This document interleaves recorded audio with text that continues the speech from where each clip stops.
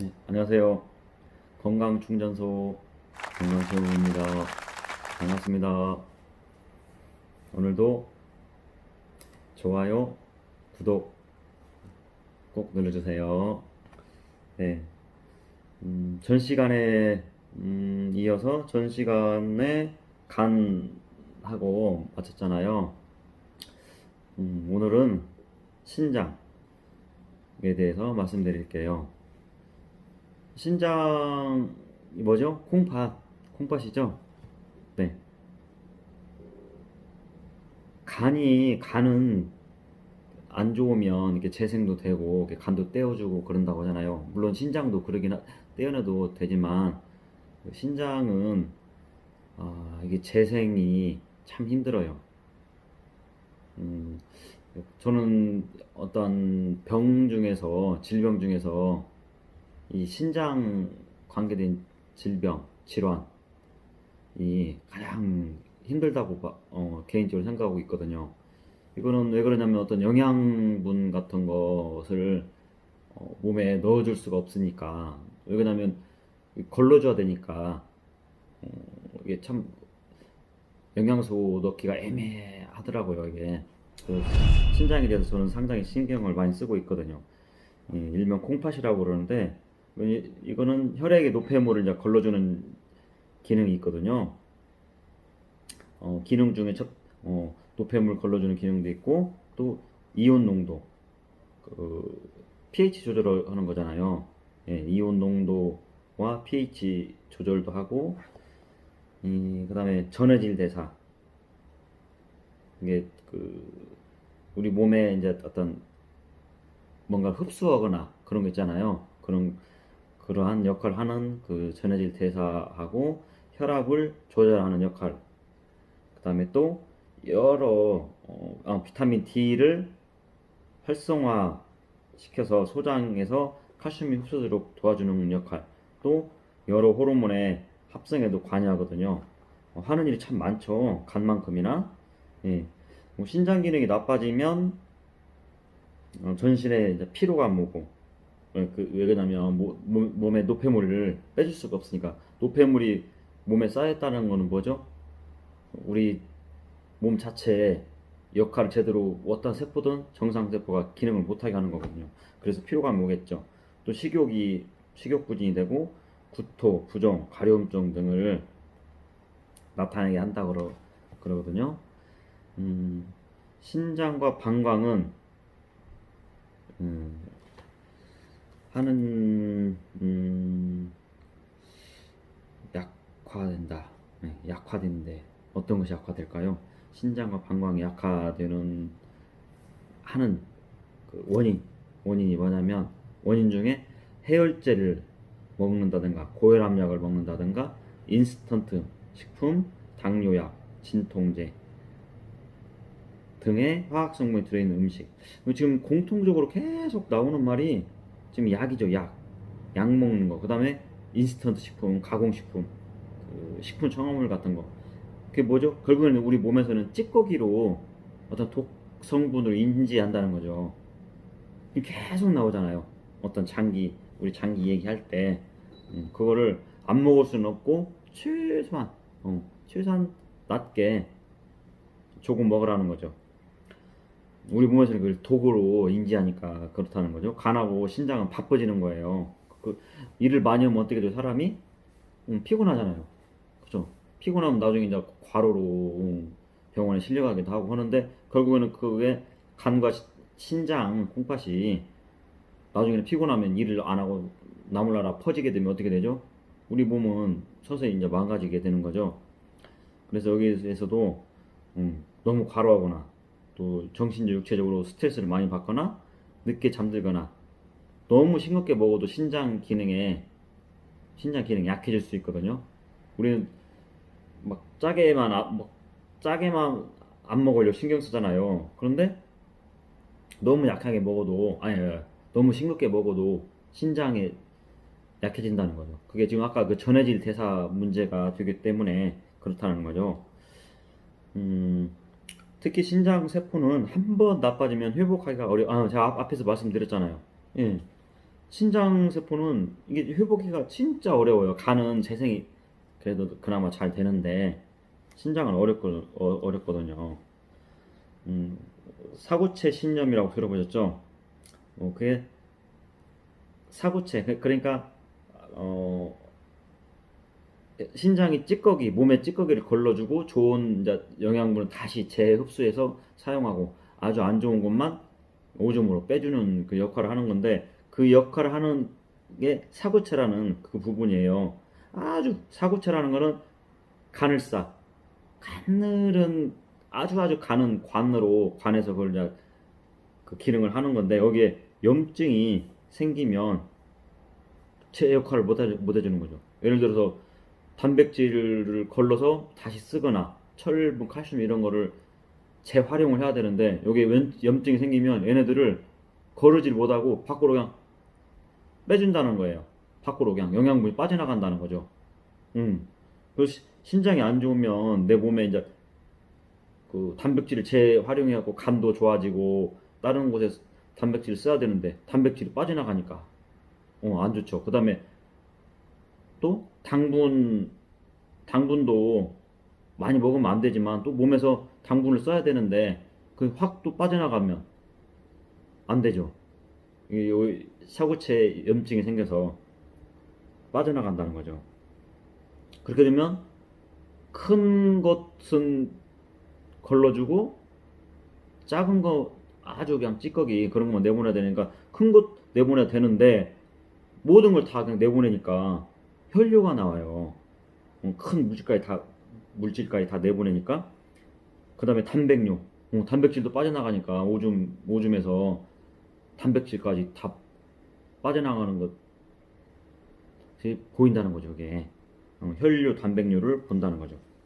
그래서 아까 말씀드린 것처럼 신장이 나빠지면 이게 고치기가 참 어려운 게 그래서 영양분도 뭘 함부로 먹을 수가 없어요. 영양소도. 그래서 겨우 먹을 수 있는 게 이제 몇 가지 안 되는데 그 중에 이제 다는 아닌데 그 대표적으로 불포화 지방산 DHA 불포화 지방산 중에서 DHA 그다음에 비타민 C, 비타민 B 정도 몇 가지가 안 돼요. 그래도 미리미리 그러니까 말씀드린 것처럼 먹지 말아야 할 거를 안 먹고 그게 식습관이잖아요. 그다음에 하지 말아야 할 거를 하지 말아야 되는 늦게 자고 막 그런 거 있잖아요. 과로하거나 스트레스 받 그런 거 좀 줄여야 된다는 거죠. 미리감치. 참 어려운 게 질환이라 그렇죠. 예 그리고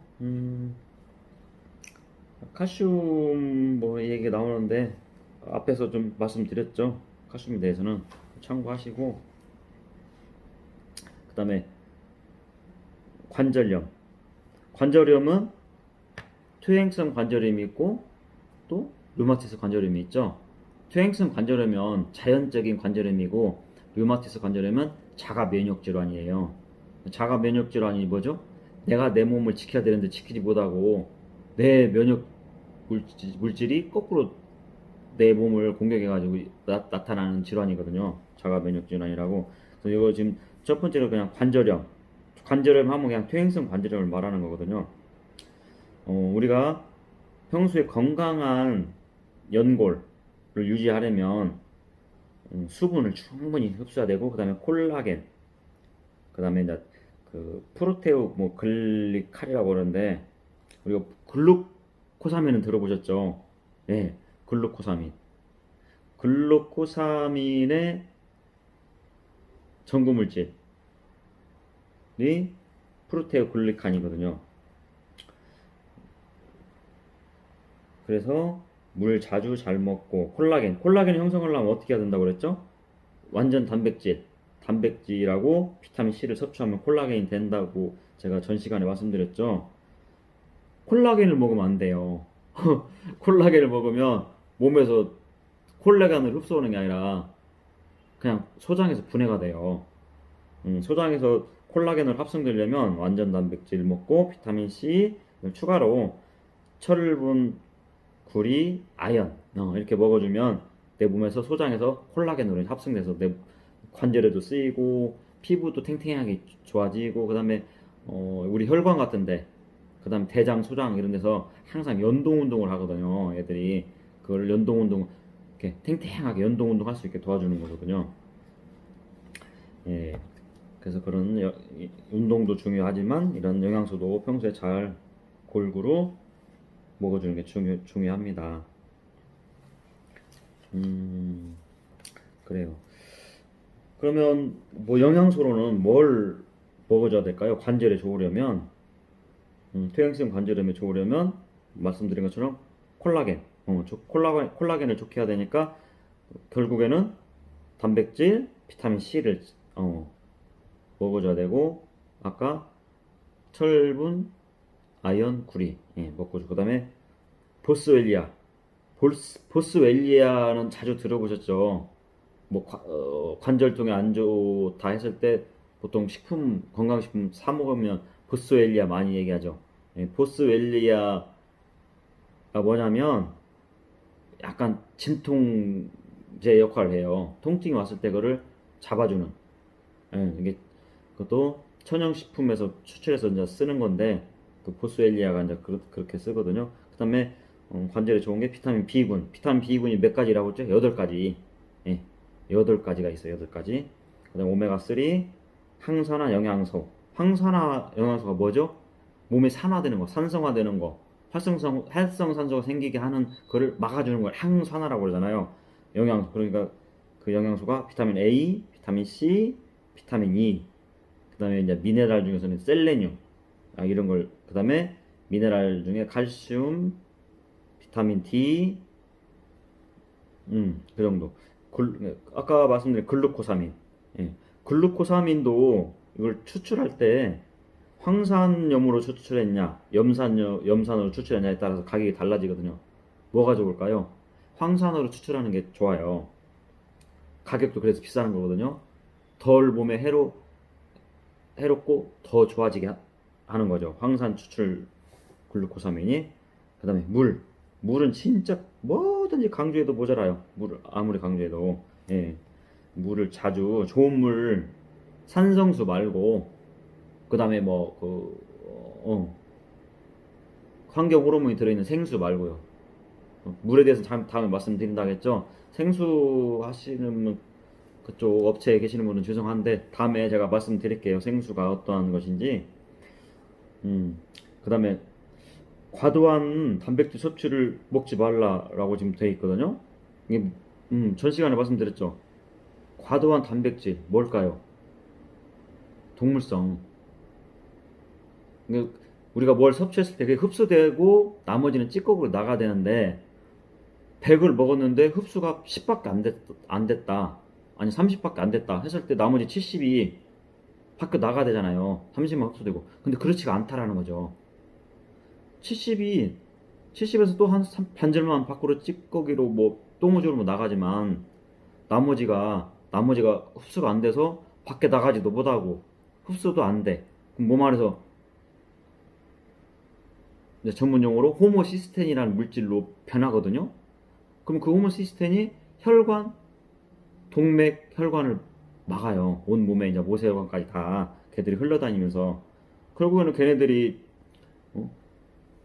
동맥, 심장 질환이나 관상 동맥 질환 이런 거를 심장 질환을 일으킨다라는 거죠. 그래서 결국에는 혈관이 막혀서 또 다른 합병증을 만드는 거죠.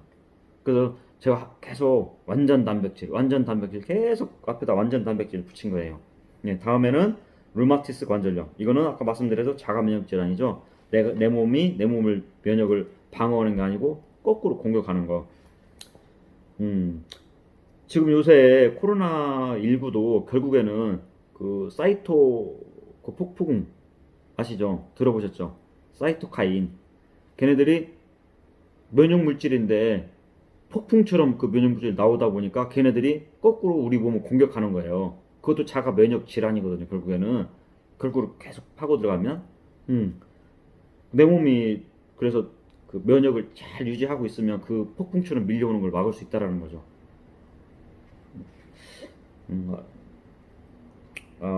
류마티스 관절염은 증상은 아침에 일어났을 때 1시간 이상 온몸이 뻣뻣해지는 현상이 나타난다면 일단 류마티스 관절염으로 의심해 볼 필요가 있다. 류마티스 관절염은 폐, 신장, 침샘, 심장, 신경으로 침범하며 피로, 발열, 피부 발진, 체중 감소로 이어진대요. 당연히 비만은 체중 조절이 필수다. 그래서 지금 보면 이게 지금 아까 그 관절염이 침범한다고 그랬잖아요. 폐, 심장, 침샘, 심장, 신경으로. 그 찌꺼기들이 계속 온몸을 타고 돌다가 관절에서 탁 걸리는 거거든요. 침범하는 거죠, 그게. 결국에는 거기에서 딱 관절에 박히면 우리 면역 물질, 면역 세포인 백혈구하고 림프구가 걔네들을 이물질로, 외부의 외물질로, 독성 물질로 인지한다는 거예요. 그래서 걔들 공격하는 거죠. 계속 공격하면서 그 부분이 이제 전쟁터로 변하죠. 염증도 생기고 깎이기도 하고 막 계속 그러다 보니까 인위적인 관절염이 생기는 거죠. 그게 류마티스 관절염이에요. 그래서 요새 식습관 안 좋고 생활 습관 안 좋은 젊은 사람 20대들도 예전에는 류마티스 관절염이라면 5, 60대 이상부터 생겼잖아요. 요즘은 20, 30대들도 류마티스 관절염 생긴다고 하더라고요. 결국에는 내가 나의 행동으로 인해서 그렇게 된 거죠. 영양소로 도와주는 영양소로는 완전 단백질을 충분히 섭취해주고 오메가3, 지방산, 그 다음에 비타민 B군 8가지, 그다음 비타민 C, 철분, 칼슘, 비타민을 먹어주면 그렇게 이것만 먹어준다고 되는 거 아니죠. 이건 도움이 된다는 거지 치료가 된다는 거 아니거든요. 너무 심하면 병원에 가봐야 되겠지만 평소에 관리를 운동 잘하고 이런 영양물질 잘 먹으면 잠 잘 자면 잡힌다라는 거죠. 그다음에 통풍은 진짜 아프다고 그러죠. 막 산통 겪을 만큼 아프다고 겪는 것만큼 고통이 심하다고 그러잖아요.